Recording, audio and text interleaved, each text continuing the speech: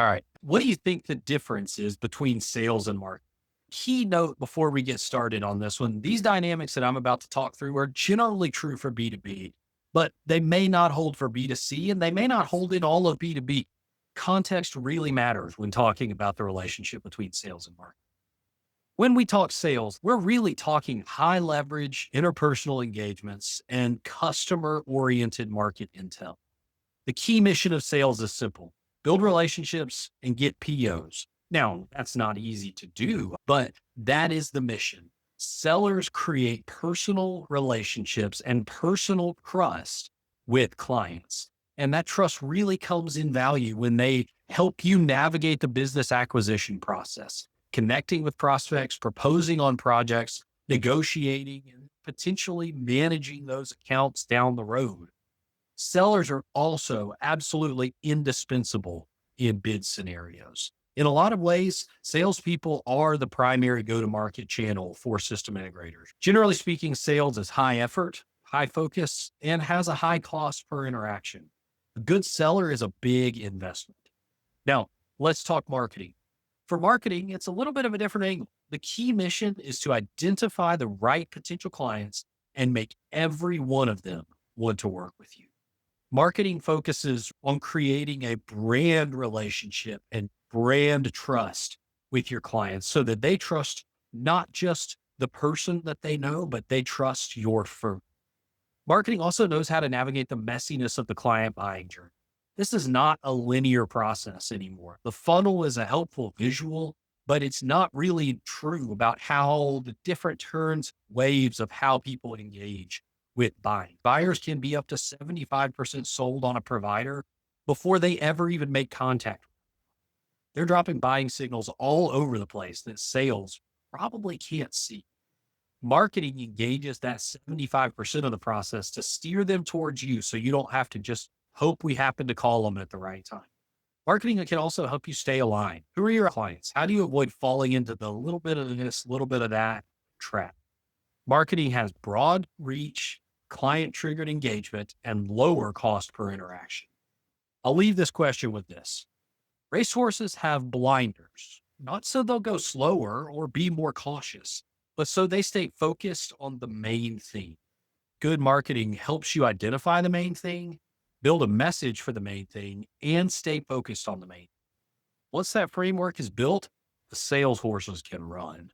Why do integrators need marketing and not just sales? That's a great question. There's a few reasons integrators need marketing and not just sales. Number one is that your Rolodex only goes so deep, and buying a new Rolodex, in other words, hiring new salespeople, is expensive. Marketing allows you to more efficiently identify the prospects who are raising their hand and saying, I'm looking to buy, help me. Another aspect is buyer demographics. This has nothing to do with your firm and everything to do with who you're selling to. Younger buyers are increasingly accustomed to doing research to find the best option, not just accepting the first reasonable fit that comes up. They're comfortable operating in complex buying environments that they don't have to rely on relationships to make decisions to the same degree anymore. Now, here's what I did not say.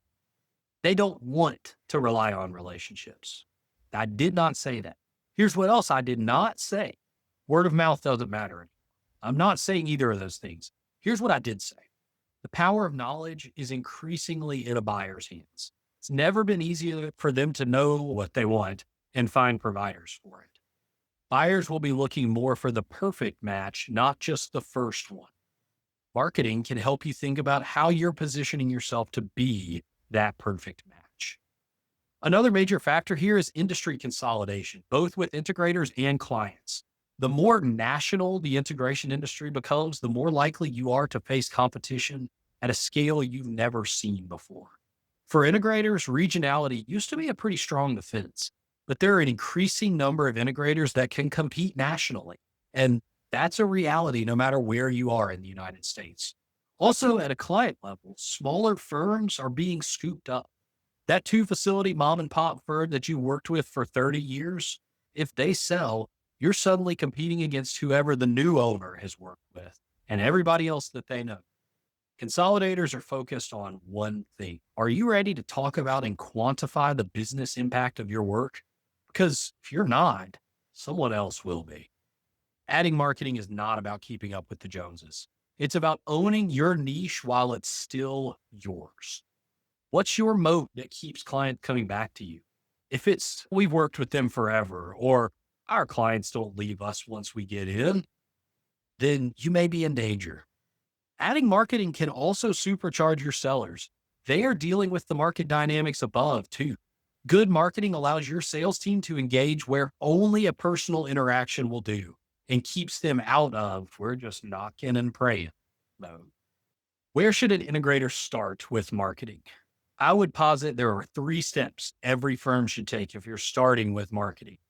Or if you have marketing and haven't taken these 3 steps, these are the core. Step 1, know who you are and by extension, who you want your clients to think that you are. What perception are you painting of yourself? What's the combination of factors that makes your firm unique? This could include process expertise. It could include platform expertise. It could include location or engagement style. Do you work on projects? Do you work on service? Do you do quick response? Are you just there to build really deep long-term relationships? Is there a particular persona that you're really good at selling to? We're great at selling to owners or maintenance managers or plant managers. Here's the reality. No matter which one of those you choose or anything else, someone out there is going to do every one of those things better than your firm does. But that's okay. You don't have to be the single best in the world at all of that stuff. One ingredient doesn't make a meal. And the reality is clients buy meals. Are you a steakhouse? Are you a burger joint? Are you a taco place? They use a lot of the same ingredients, but they use them differently. And my dinner decision hangs on that difference. What's the combination of factors that makes you, you? Figuring that out is step 1. Step 2, once you've determined that combination of factors, once you have your meal, make it a message and use it everywhere.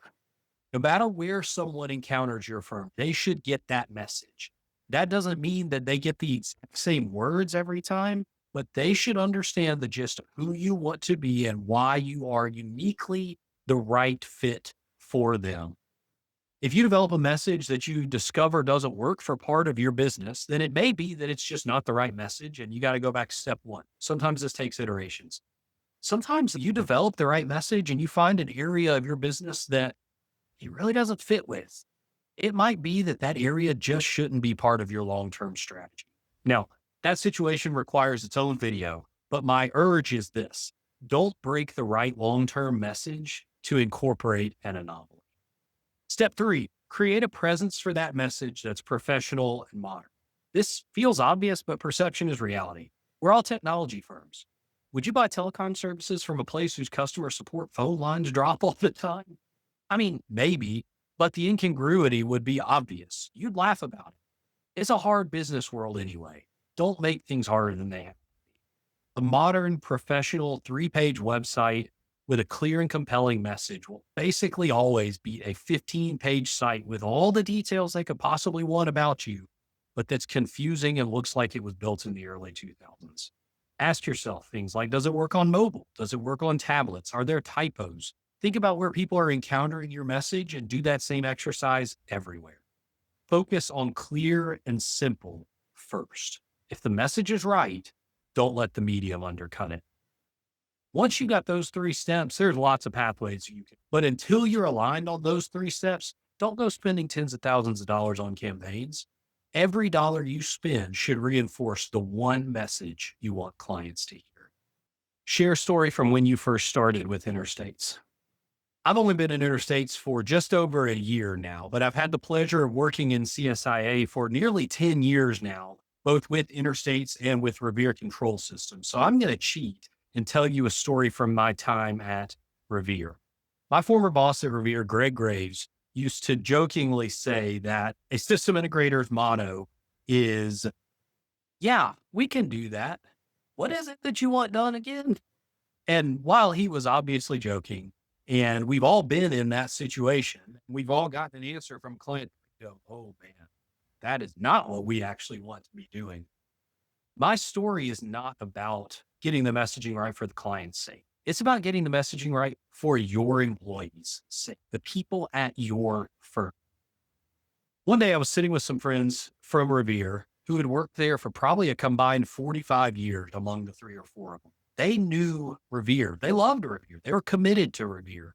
But we got to talking about what Revere does, and I realized they don't have any clue what Revere does. And the reality is it's a technical business. So in a lot of ways, you're not asking people who don't need to know the nuances to know the nuances. But here was the disconnect.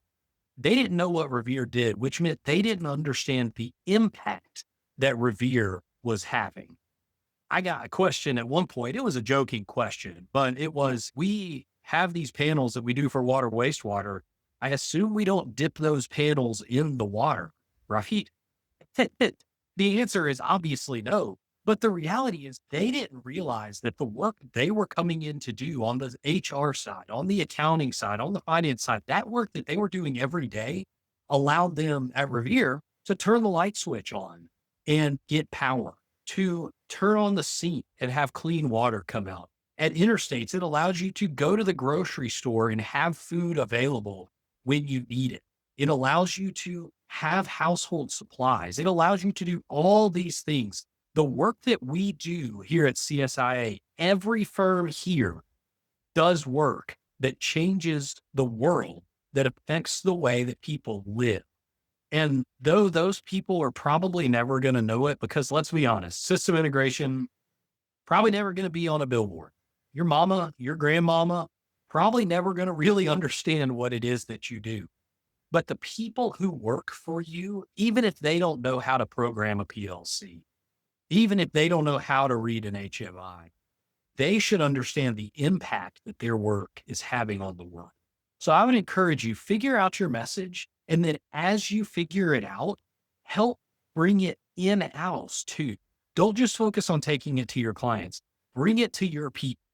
Let people understand the impact that a good system integrator has on the world. It's an honor to work with all of you at CSIA.